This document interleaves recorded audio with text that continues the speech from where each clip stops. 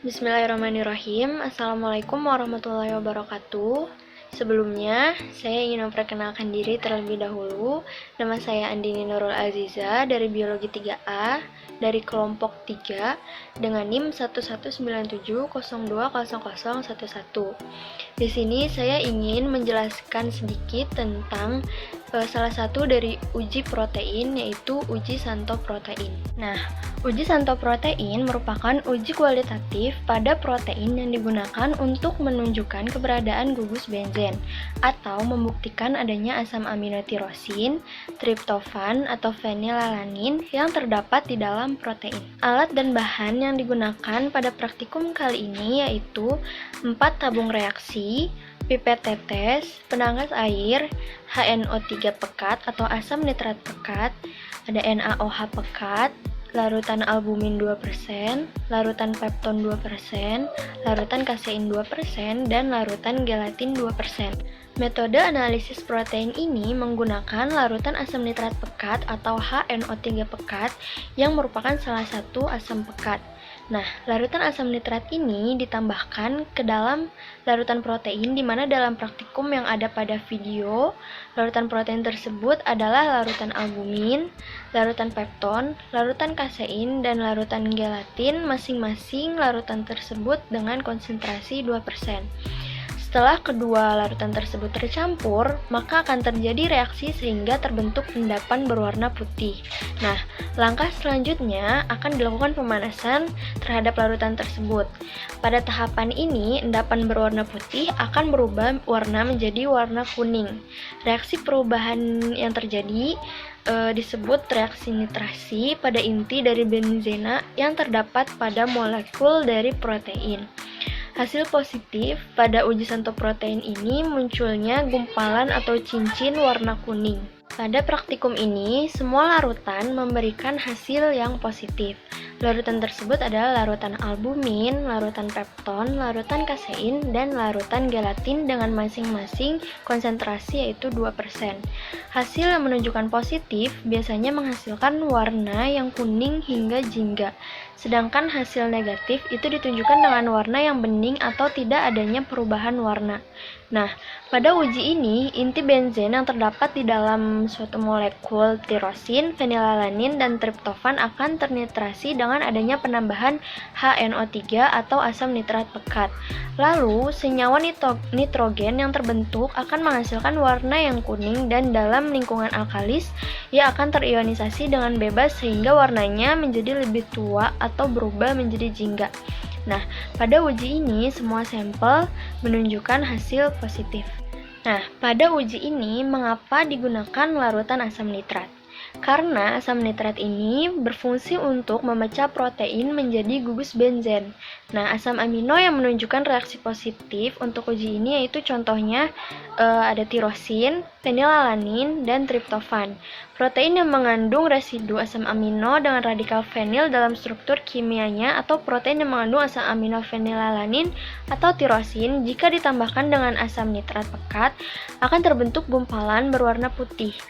Nah, pada pemanasan berlangsung reaksi perubahan yang terjadi yaitu reaksi nitrasi pada inti dari benzen yang terdapat pada molekul dari protein. Nah, yang tadinya warna gumpalannya putih berubah menjadi kuning yang akhirnya berubah menjadi jingga jika nantinya ditambahkan pula dengan larutan basa. Nah, pada praktikum ini larutan basa yang digunakan adalah larutan NaOH pekat, di mana NaOH pekat ini adalah basa kuat. Nah, maka dari itu, semua larutan pada praktikum ini dapat dikatakan menghasilkan hasil yang positif dikarenakan semua larutan setelah diuji dengan serangkaian cara kerja tersebut menghasilkan warna kuning hingga warna jingga. Maka dapat dikatakan dari semua larutan tersebut mengandung gugus benzen. Mungkin sekian penjelasan yang dapat saya paparkan.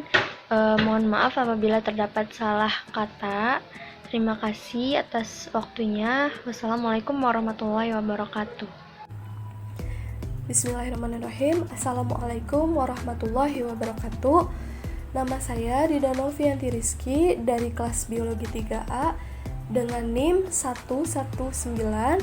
70227. Di sini saya akan menjelaskan tentang uji hidrolisis protein menggunakan pemanasan.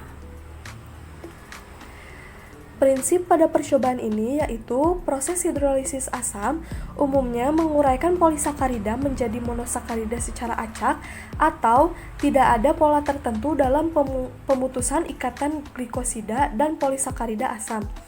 Asam berfungsi sebagai katalisator yang berfungsi untuk mempercepat terjadinya hidrolisis. Di dalam percobaan ini, kami menggunakan asam cuka pada proses hidrolisis asam. Dasar teori. Proses denutrasi protein adalah suatu proses pemecahan protein di mana dalam hal ini terjadi perubahan kimia, fisik, dan biologi daripada protein yang dengan sendirinya dapat berubah sifat protein alaminya. Biasanya protein yang terdenutrasi tidak dapat dikembalikan lagi kepada bentuk semula atau disebut irreversible. Adapun penyebab dari denutrasi protein bisa dari berbagai macam. Di antaranya ada panas, alkohol, asam basa, maupun logam berat.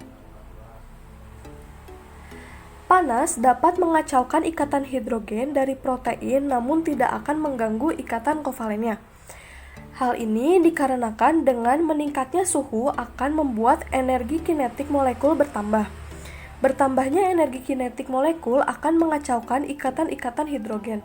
Dengan naiknya suhu, akan membuat perubahan entalpi sistem naik. Selain itu, bentuk protein yang terdenutrasi tidak teratur juga sebagai tanda bahwa entropi bertambah. Entropi sendiri merupakan derajat ketidakteraturan. Semakin tidak teratur, maka entropi akan semakin bertambah. Pemanasan juga dapat mengakibatkan kemampuan protein untuk mengikat air menurun. Itu menyebabkan terjadinya koagulasi. Alat dan bahan yang digunakan dalam percobaan ini. Bahan yang digunakan yaitu kacang, sereal, yogurt drink, tahu, keju, buncis, tempe, telur, susu, terasi, dan kacang tanah. Sedangkan alat yang digunakannya yaitu gelas, kompor, panci, dan handphone. Cara kerja dari praktikum ini yaitu sampel dihaluskan, kemudian ditambahkan air secukupnya, lalu ditambahkan asam cuka sebanyak beberapa tetes. Panaskan air hingga mendidih, setelah mendidih matikan api, lalu masukkan gelas yang berisi sampel ke dalam air mendidih. Lalu diamkan selama 10 menit, kemudian tambahkan iodin dan amati perubahan yang terjadi. Hasil dari praktikum ini yaitu kacang tanah tetap berwarna biru kehitaman, sereal sedikit menguning, yogurt drink tidak berubah, tahu sedikit menguning, keju sedikit menguning, buncis tidak berubah atau tetap berwarna biru kehitaman, kacang tanah tetap berwarna biru kehitaman, tempe tetap berwarna biru kehitaman, telur sedikit menguning, susu tidak berubah, terasi tidak berubah. Pembahasan. Ketika larutan protein dipanaskan secara bertahap di atas suhu kritis, protein mengalami transisi dari keadaan asli ke terdenutrasi.